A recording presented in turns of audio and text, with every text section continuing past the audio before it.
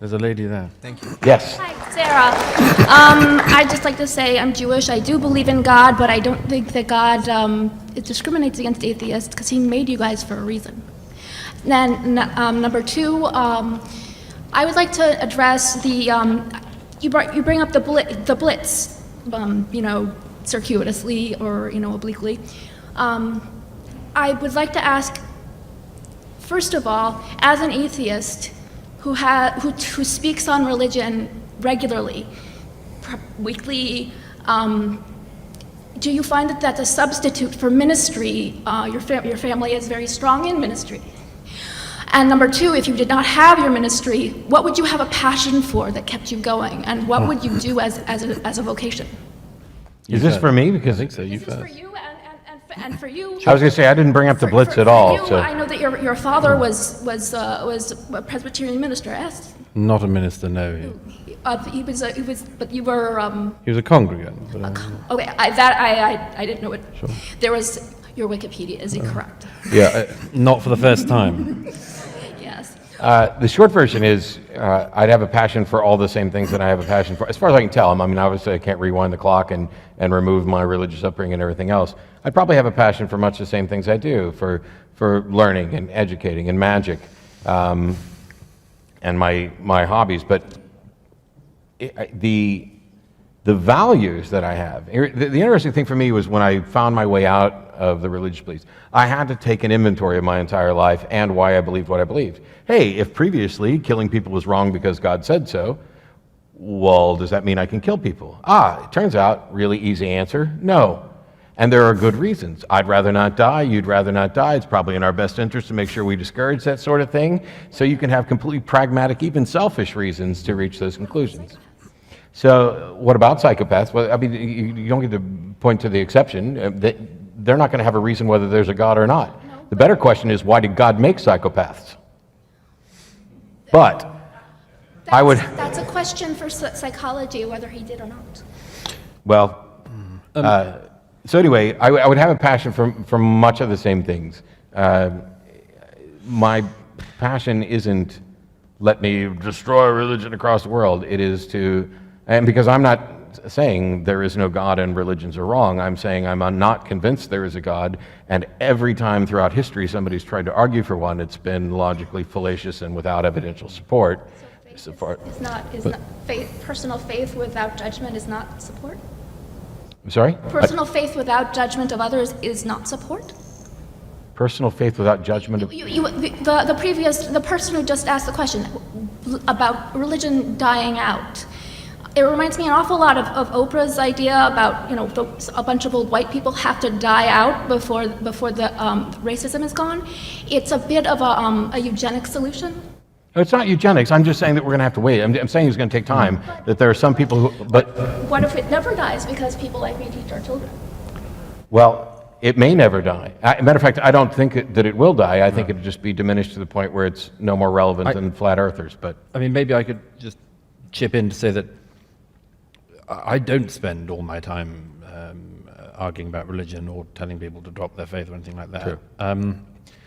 But I mean, you asked what else one would do, and I, at any rate, feel rather resentful about this. Not towards you, but I feel rather resentful about the amount of time I have to spend on this. Having been brought up in the Christian tradition, and I mean, I don't hate it, I don't loathe it, far from it.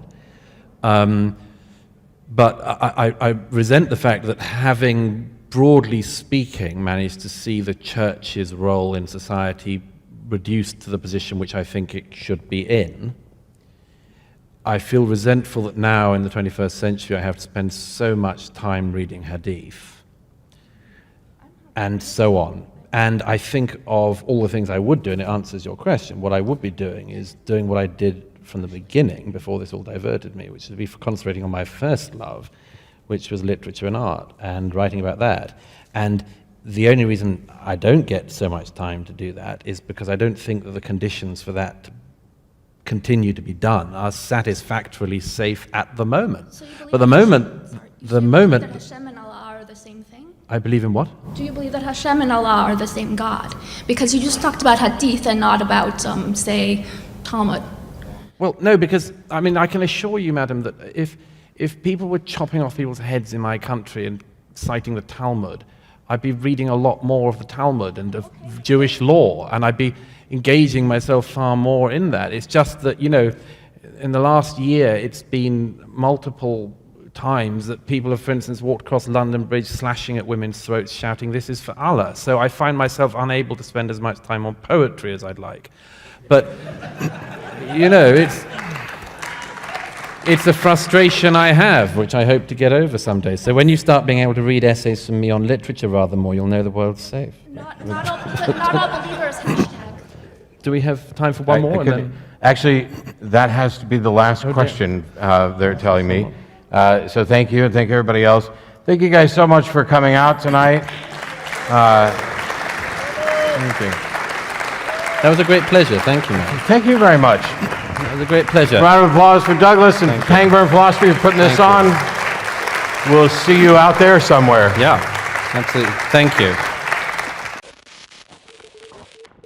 I want to talk about a remarkable phenomenon that is going on in Asia and Africa, namely the large-scale conversion of Muslims to Christianity. There was a complaint by a guy on Al Jazeera who said that by his count, 6 million Muslims are converting to Christianity each year.